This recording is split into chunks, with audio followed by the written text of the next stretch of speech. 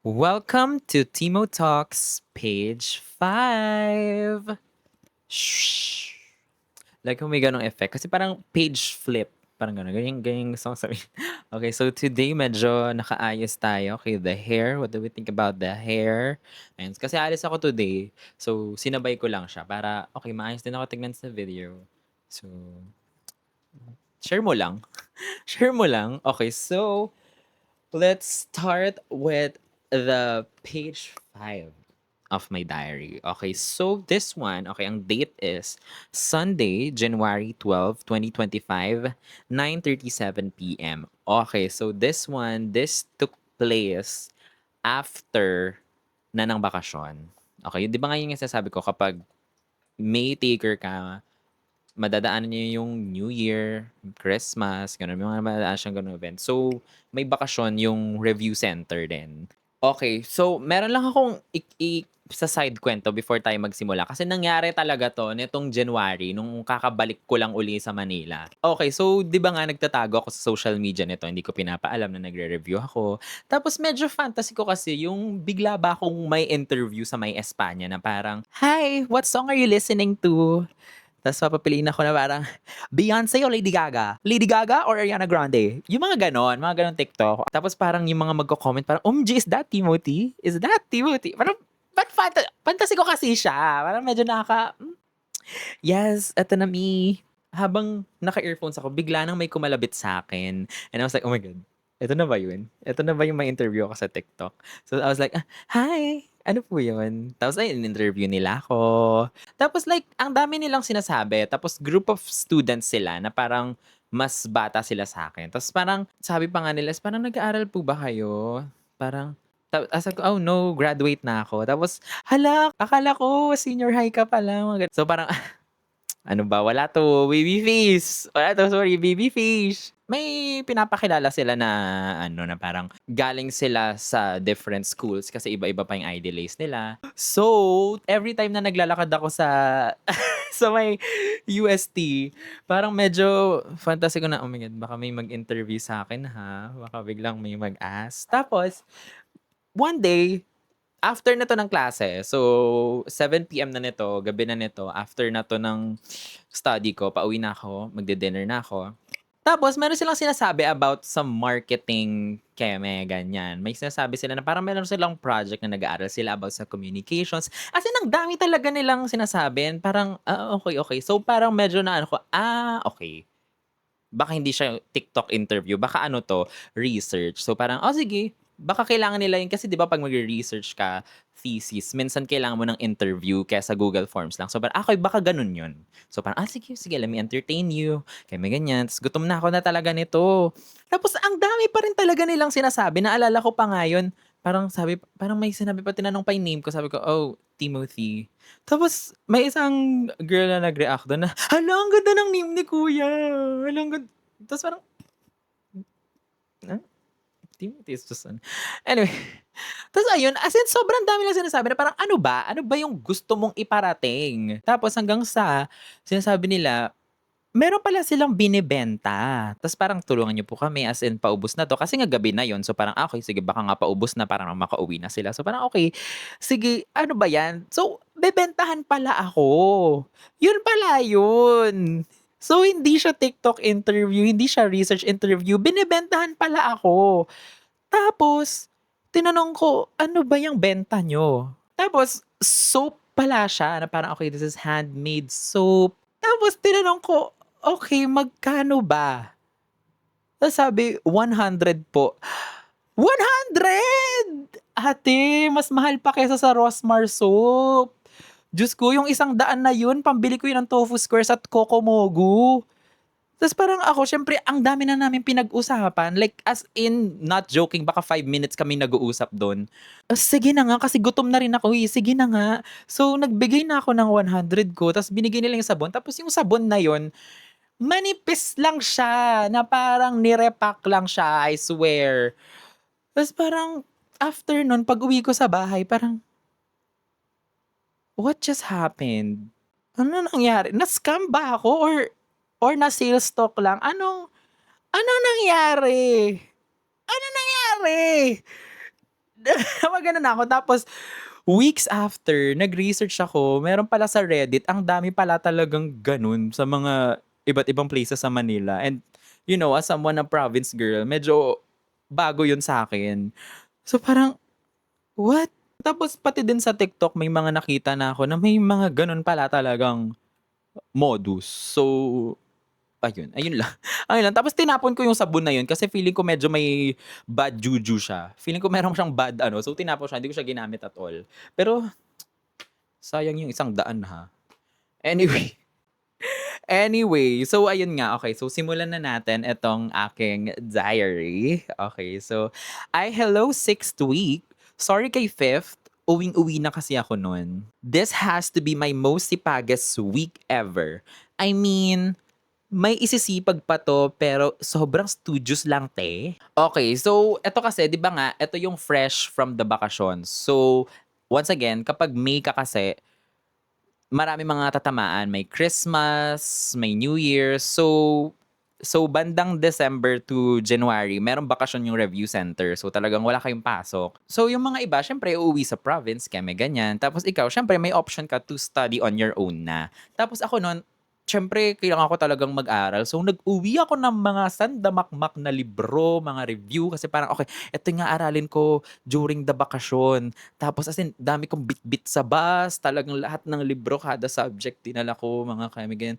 Tas wala akong naaral, as in, di ko talaga nagalaw yung mga libro na inuwi ko nun. Wala talaga, as in hindi talaga ako nag-aral nung bakasyon. Kaya itong pagpasok ng 6th week, sobrang sipag ko, ayan, this is most my sipagest week ever kasi nga ang dami kong kina-catch up. Kasi hindi talaga ako nag-aral simula bakasyon nun hanggang sa pag-uwi kaya sobrang sipag ko nito. So, balikan natin ang diary. I started umuwi ng SIPAR every 7 PM na. Nagi-guilty na ako 'pag lalabas ako ng SIPAR ng maaga na may araw pa. Clap, clap, clap to me because lahat ng target ko for a day ay natatapos ko rin talaga. Gawa rin 'to ng pre-boards is fast approaching. It's exactly 26 days na lang until the first pre-boards, kaya there's a rush and panic in me. So, ayun din kasi. So, ang pre-boards kasi namin nun is start siya ng first week of February. So, ako na walang inaral nung bakasyon, tapos malapit na yung pre-boards, grabe yung ano nito, yung pressure para mag-aral and yung motivation para mag-aral. Kasi andun yung feeling na kinakabahan dahil malapit na mag-first pre-boards. Tapos nandun din yung feeling na medyo conscious sa sarili kasi nga hindi ka nag-aral nung bakasyon. So talagang super duper aral na aral ako nito. Pero alam mo, looking back at it now, okay lang palang hindi mag-aral nung bakasyon. Like, thank God. So, ang ginawa ko kasi nung bakasyon is nakipag-catch up ako talaga with my friends. I started doing stream OT agad. Nag-live uli ako noon. Tapos nag-catch up ako with my Discord friends. Tapos nakipagkita ako with my friends here sa Olongapo. Nag-usap-usap kami ganyan. And of course, the New Year and the Christmas. And to be honest, alam mo, no regrets na ginawa ko yun. Pero ikaw, if like May taker ka, if you feel like you need na mag-aral, go ahead. Oo, kasi ako nun, nape-pressure pa ako sa mga nape-pressure pa ako nun sa Twitter na parang, hala, nag-aaral pa rin sila ta's parang dami nilang inaaral kahit magpapasko na. Pero ako talaga, wala talaga akong ginawa. Wala talaga akong ginawa nun. Kaya medyo ano ako nun. Pero ayun, if you feel like you need to, kailangan mo mag-aral, go ahead. Pero masa-suggest ko is enjoy mo pa rin naman yung Christmas and New Year. Wag ka namang magpaka-KJ ganyan. So enjoy mo pa rin yun. Pero if like parang medyo bored ka, meron kang free time, go lang, mag-aral ka lang. Tapos eto, grabe kasi yung ano ko nito, yung pag-study ko nito, like over. So this is the time na na-try kong pumasok ng weekdays and weekends. So sa Sipar kasi, merong ino-offer na face-to-face na pwede kang weekdays or weekends. So yung weekdays, Monday to Friday, tapos ang weekends, Saturday and Sunday. Yung weekends, nagki-cater yon para sa mga, kunwari, mag-work ka, ganyan. Tapos doon ko na-realize na iba yung vibe, ambience, kapag weekdays and weekends. So kapag weekdays, yan yung mga kabatch ko, yung mga fresh from graduation, ganyan. Yung mga parang, "Oy, saan tayo sa lunch?" Mga gano'n, the youth. Okay, mga kabataan nandiyan sa pero kapag weekends, dun ka makakita ng mga talagang working na talaga. May mga dala pa silang laptop, ganyan. So ayun, iba lang yung vibe niya. Tapos 'pag weekend, siyempre medyo mas crowded siya kasi yun lang yung time set sila, eh. Hindi unlike kapag weekdays, puwede kang panghapon, pang-umaga, ta's may different rooms pa. So ayun, ang ginawa ko kasi nun is pumapasok ako ng weekdays kay Sir German, ta's pumapasok ako ng linggo kay Sir Valix, kay Sir Ronald Valix. Tapos grabe, as in para akong sobrang galing na sa afar nun. As in parang gagawa na ako ng libro kasi sobrang dami kong learning sa kanila. Pero grabe yun ha, as in wala akong pahinga nun. Okay, so 'di ba okay sige, this is my most sipagos ever, 'di ba? So ganito yung naging study habit ko nito. Pero once again, hindi po ito final. Okay, I will reveal kung ano yung talagang study routine na nag-work talaga sa akin. Pero i-reveal ko siya the time that I realized din na eto talaga yung nagwo-work for me. Kasi gusto ko lang ikwento sa inyo step by step kung paano ko siya na-experience. At gusto ko ring sabihin that my study routine changes every single time that I need to.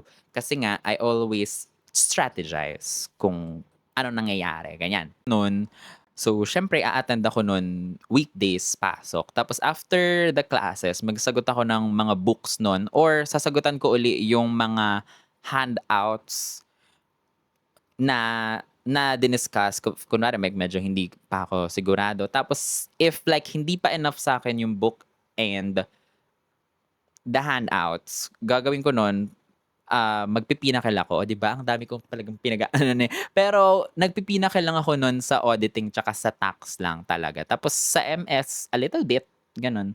Hindi pala talaga, hindi pala ako nag-ME, gano'n. So, kapag feeling ko lang hindi pa enough tapos parang feeling ko ano, pero ayun, wag niyong lunurin yung sarili niyo sa materials. Pero sadyang gano'n lang yung ginagawa ko that time.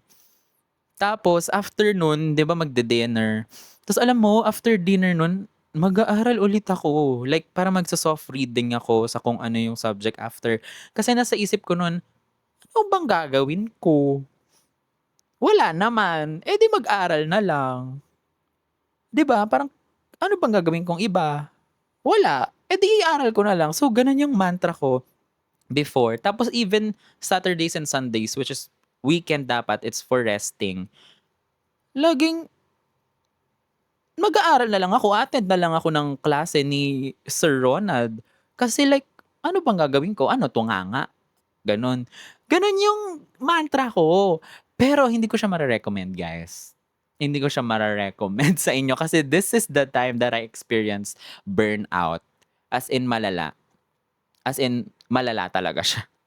Pero ayun, yun yung mga triny ko. Kasi nga 'di ba once again, grabe yung pressure and motivation ko nun para mag-aral kasi nga hindi ako nag-aral from the ano. So ang dami kong baong energy para mag-aral, aral, aral, aral, aral. Pero nakakabugbog siya ng katawan. Hindi siya hindi siya maganda. Pahinga pa rin po kayo. Okay, now let's go back to the diary. Saan ba ako nagsimula? Okay. But I'm glad talagang aral na ako. This is the energy I needed. But one thing I learned this week is that rest is also important. Totoo pala talaga siya. Today and Saturday, hirap na hirap ako mag-aral kahit na I'm all motivated and all my brain and body just won't. Ika nga, your hard work won't betray you, but your body will. Sometimes we have to listen to our body. Rest is also productive. This is very true. This is very true. Okay, ayun nga, 'di ba nga like super motivated ko talaga mag-aral kasi nga ang dami kong binaong energy kasi hindi ako nag-aral nung bakasyon. So talagang go, go, go, iaral lahat 'yan. Pero talaga, alam mo kapag nagre-review ka, merong point in your review phase kapag aral na aral ka na, may point na talagang andun ka sa klase, pumapasok, kaharap mo yung libro, pero like your body just won't. Mafe-feel mo yun. 'No? Sometimes we are so fully motivated but yung body na natin yung nagsasabi na, "Okay, tama na sis. Tama ka na sis, tama ka na 'te." As in like mafe-feel mo yun na parang, ang tagal mong nakatitig sa handouts pero deep inside, you know na mabilis mo lang 'to masagutan bukas, yung mga gano'n. May mga gano'ng feeling, yung parang nakatitig ka lang ta's parang parang sobrang bagal, gano'n. Like andun ka, nagsasagot ka, pero basta ang bagal. Parang ano bang nangyayari sa'kin, may mga gano'n and sometimes that's just really burnout.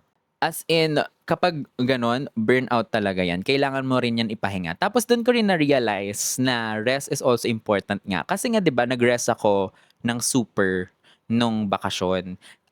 Kaya pala ako may energy to have all this nung January. Kasi nga nag-rest ako nung December. So parang naisip ko, okay, rest is very, very important nga. It's also productive. Kaya ayun, totoo yun. May mga ganong moments in your review phase na like parang ilang hours ka na dito, ilang hours ka na dito, pero pag tinulog mo, pag gising mo, ay, ganun lang pala yun. May mga ganon talaga. And sometimes burnout yung ganon. Like kapag, kunwari yung HOBA, hindi mo yan ma-solve ngayon, itulog mo lang yan, bukas malalaman mo yan. So kung pinapanood mo to ngayon at hindi mo masagutan yan, tulog mo. Char, itulog mo yan, bukas masosolve mo rin yan. Pag feeling mo pagod ka na.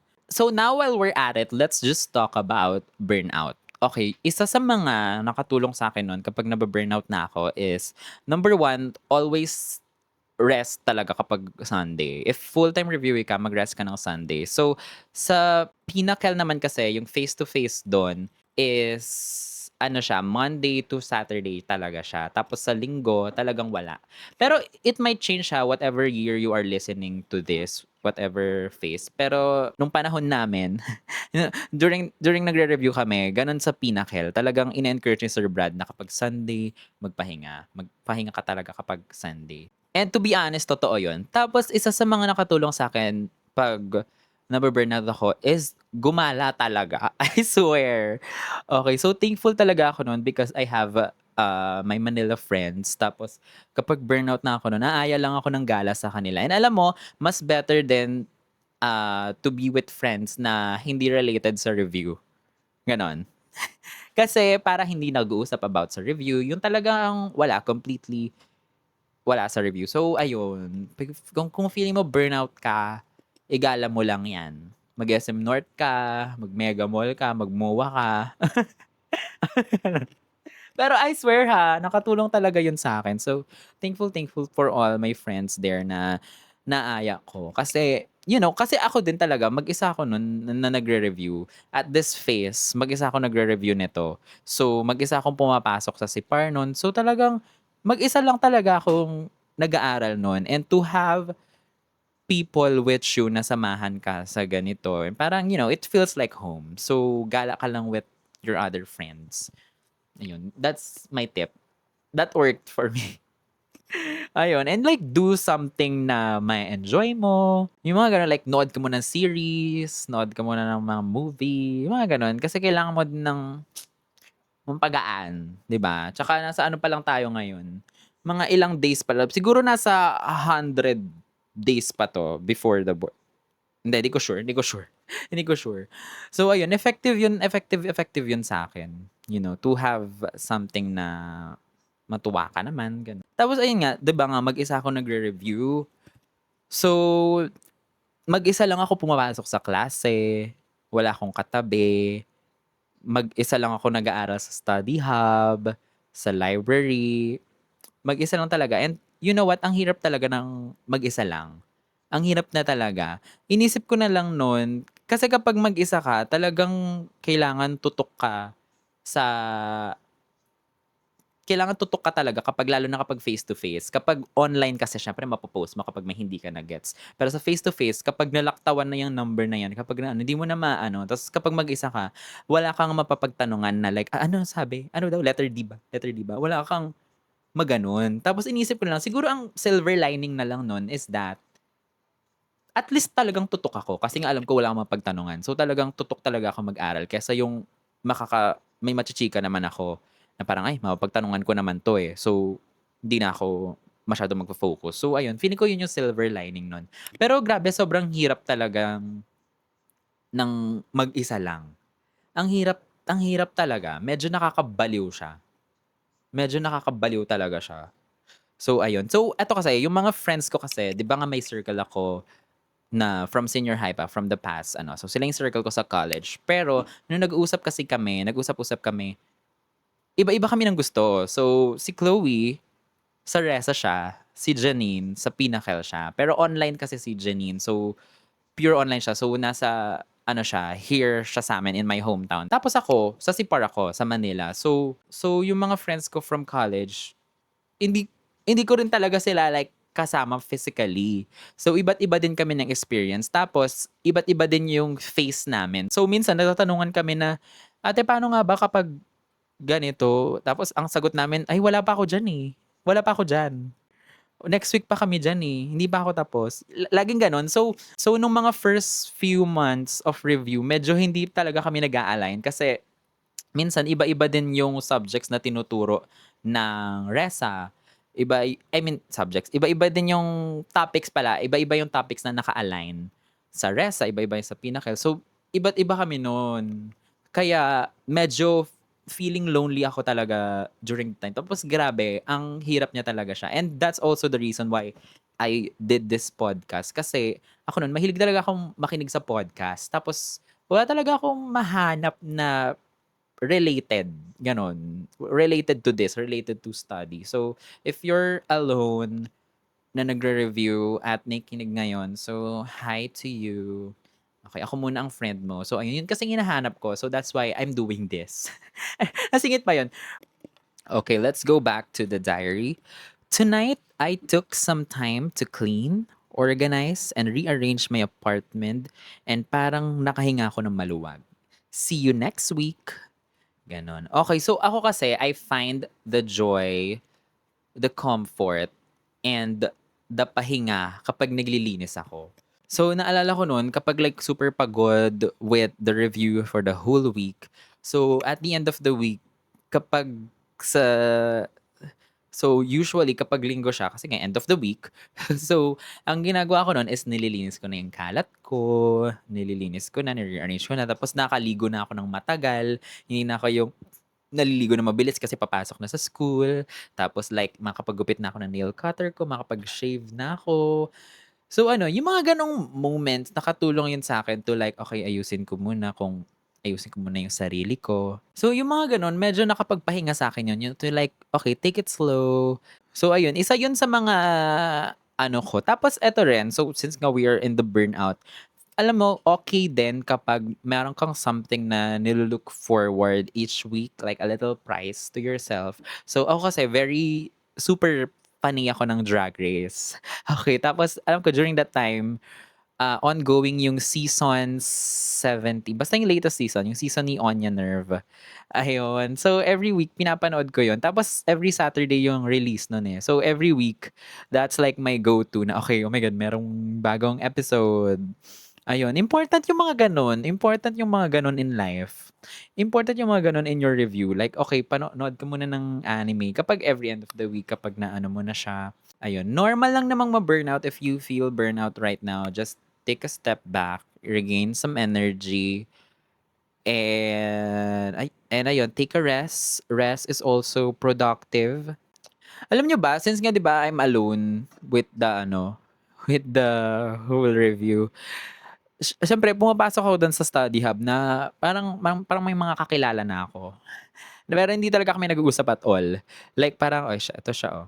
Siya naman 'to." Like kapag araw-araw ka sa study hub or library dun sa review center mo, so ako nun sa Sipar, meron na akong mga parang, siya na naman 'to. Parang, okey eto, sila 'tong mga circle friends. Oh, eto yung laging bumibili ng matcha sa Lawson. Eto laging naka-laptop 'to. Ito lagi 'tong nasa register nag-aaral.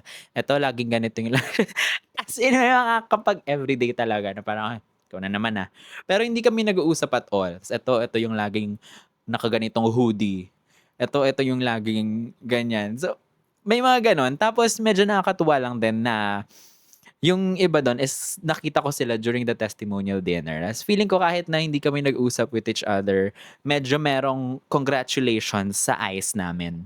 Na parang, ay. siya yung nakikita, mga gano'n.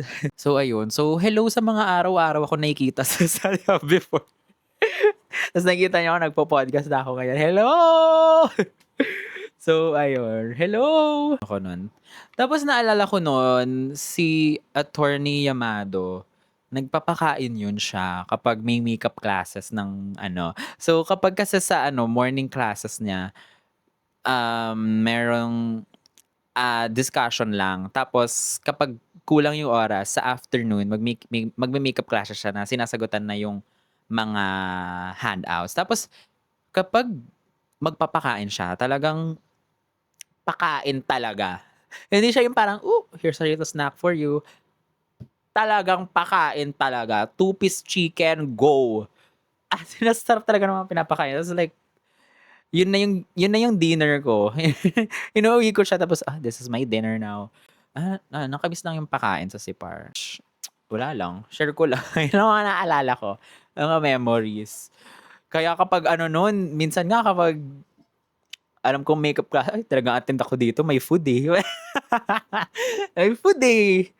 So like, oh, let me attend. Let me attend. So ayun. Ayun.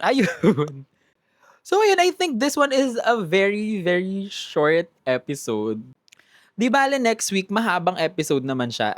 Eto kasi nung una ko kasing ginagawa 'tong diary ko na 'to, binabala ko siya every week. Kaya meron akong bilang na, hello 6th week, hello 5th week, hello 4th week, may gano'n. Pero nung nagtagal na, hindi na ako nagda-diary kada week.